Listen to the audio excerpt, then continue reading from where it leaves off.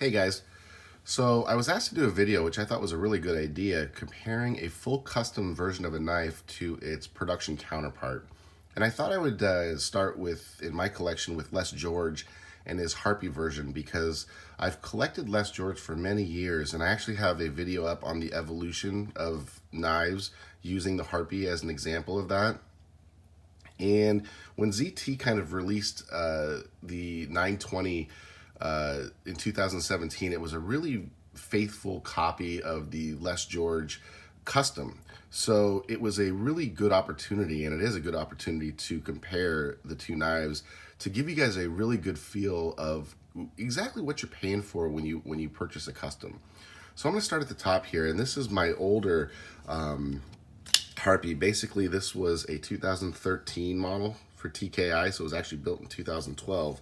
And it doesn't come on bearings. It actually still uses washers, and it's quite a large, hefty knife. It's not the knife I'm going to be comparing, because I want to compare apples to apples, or at least as close to apples as I can get. And so what I will be comparing today are a Harpy from the 2017 Blade Show that's running on bearings, and of course a ZT 920, which actually was released in 2017 and was met with quite a bit of accolades and positive reviews from the general buying public.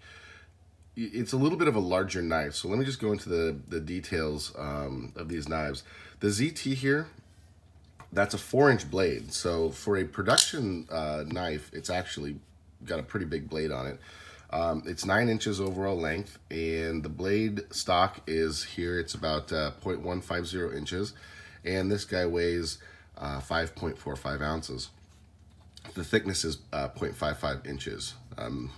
Not so accurately measured with my calipers here. The custom version is a little bit larger. It's a 4.25 inch blade as I measured it. It's 9 3/4 inches overall length. It has a 1.55 inch blade, and the thickness is the same at 0.55 inches, and it comes in at 7.48 ounces, so considerably heavier, which I think is going to be a reoccurring theme when you see other examples of productions and customs. Generally, the customs are going to be a little bit larger, and when they do the production models, they'll generally shrink them down a little bit.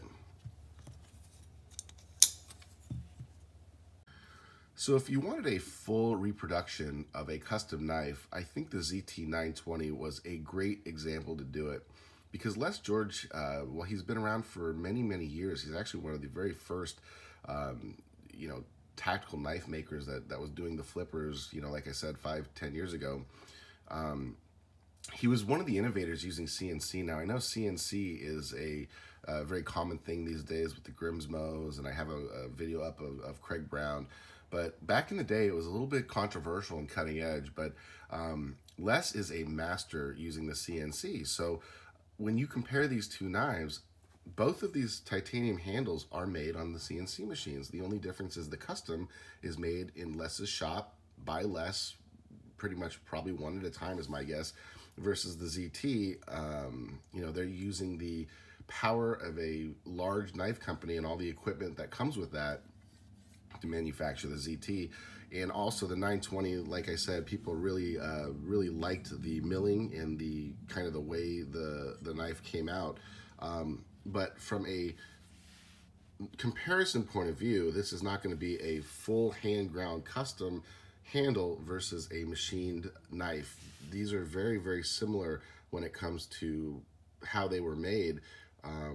Just the individual attention that the knife got was kind of the biggest difference.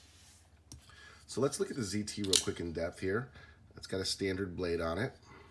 I changed this pocket clip because I didn't like the yellow one that it came with, but it basically comes with this pressed pocket clip here.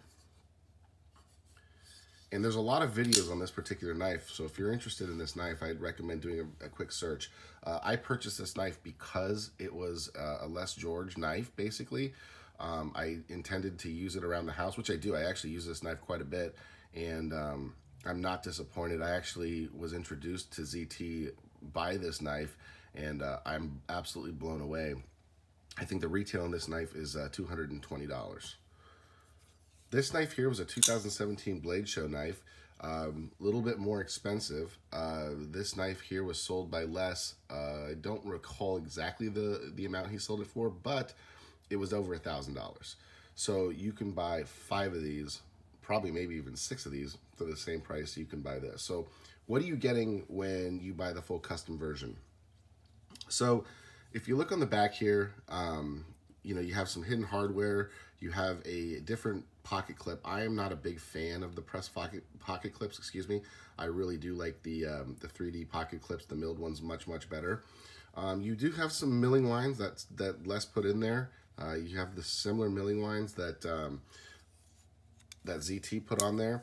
But when you went to Les's table, which I didn't actually go to Blade Show, but I saw videos of his table, every one of his knives were unique. Now, they all had patterns and milling and stuff like that, but he does them one at a time. So he doesn't just, you know, program the machine and say, okay, give me 5 Xerox copies of this thing, and they all pop out looking the same.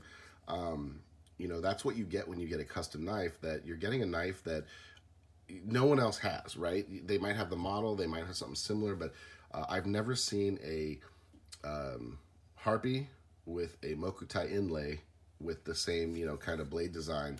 That's pretty unique.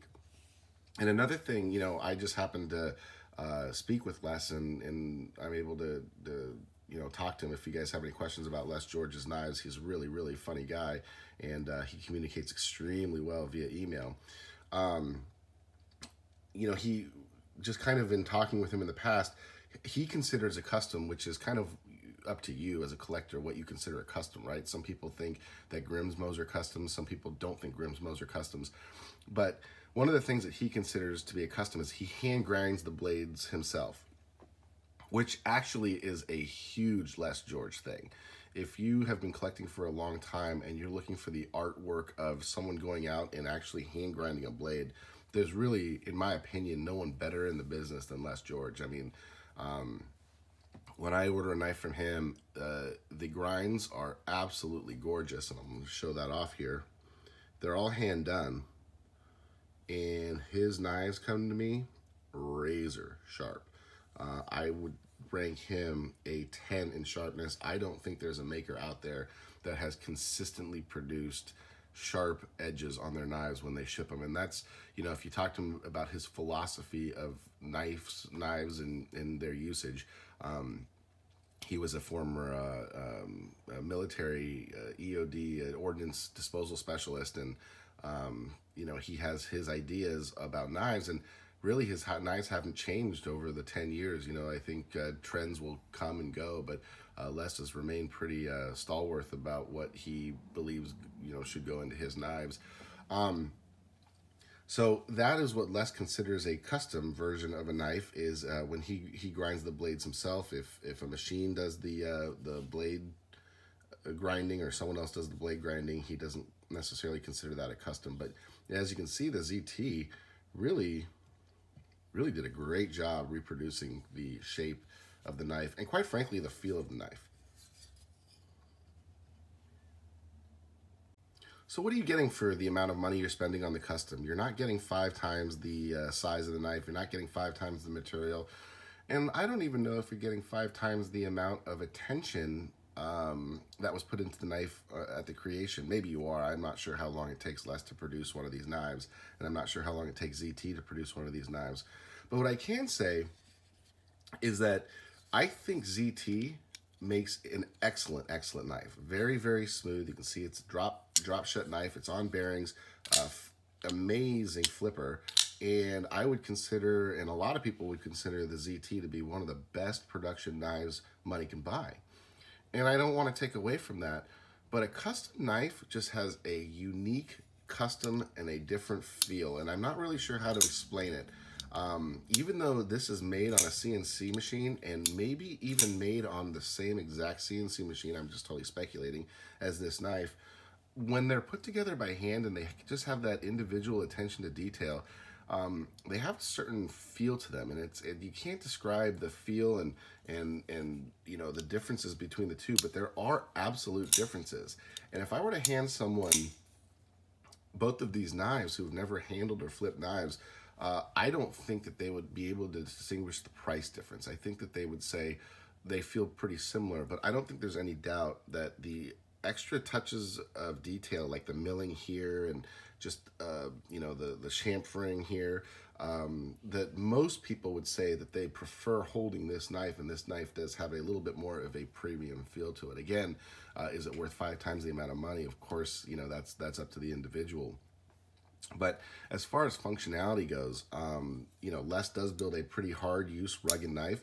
Certain customs I've seen out there, I would actually defer to the production version of the knife as far as hard use goes, but I think that these two knives are pretty equal when it comes to how sturdy they are and how they would hold up over time. So I have communicated with makers. I think my first email to Les was probably 10 years ago, and I was actually talking to him about that, kind of joking around about the first email I ever sent him. But if that is something that is important to you and something that you get value out of, then I would definitely gravitate towards the custom knife world. It's a lot of fun, and just kind of talking with these makers and getting their take on creativity and the struggles, quite frankly, it takes to make these knives.